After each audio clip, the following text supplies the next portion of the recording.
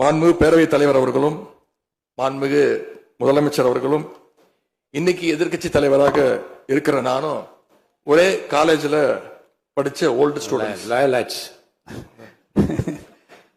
ஒரே காலேஜ்ல நாம படிச்சிருந்தாலும் அரசாங்கத்தை நடத்துறதுல திமுக தான் சீனியர் பேட்ச். அது உங்களுக்கு தெரியும்.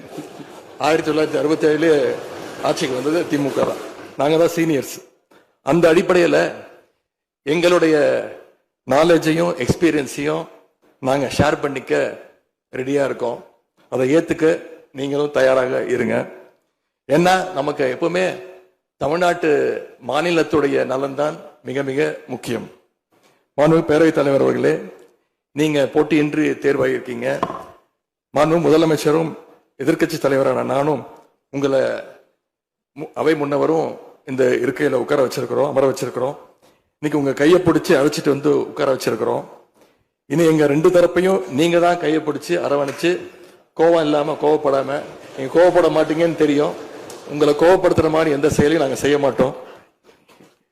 சட்டமன்ற ஜனநாயகத்துல ஆளுங்கட்சி காதுகளாகவும் எதிர்கட்சி குரலாகவும் இருக்க வேண்டும். அதுலதான் இந்த அவையுடைய பெருமை நிச்சயம் அடங்கி இருக்கு. பொதுவா இதுக்கு முந்தைய சட்டமன்ற பேரவை எடுத்துக்கிட்டா ஆளுங்கட்சி வரிசையில அதிக உறுப்பினர்களும் எதிர்கட்சி வரிசையில அதை விட குறைவான உறுப்பினர்களும் இருப்பாங்க.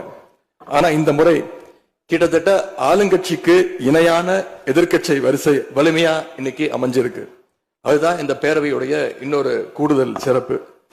இதன் மூலமா தமிழ்நாட்டு மக்கள் ஒரு முக்கியமான செய்தியை நமக்கு சொல்லி இருக்கிறாங்க. அது என்னன்னா, எதிர்கட்சி வரிசை மிக மிக வலிமையாக இருந்து இந்த அரசை, புதிய அரசை வழிநடத்தணும், ஆக்கப்பூர்வமான விமர்சனங்களை முன்வைக்கணும் அப்படின்னு மக்கள் நமக்கு சொல்லி இருக்கிறாங்க. நான் நம்புறேன். ஆகவே மக்களுடைய எண்ணத்தை பிரதிபலிக்கிற மாதிரி எங்களுடைய பணிகள் நிச்சயம் இருக்கும்.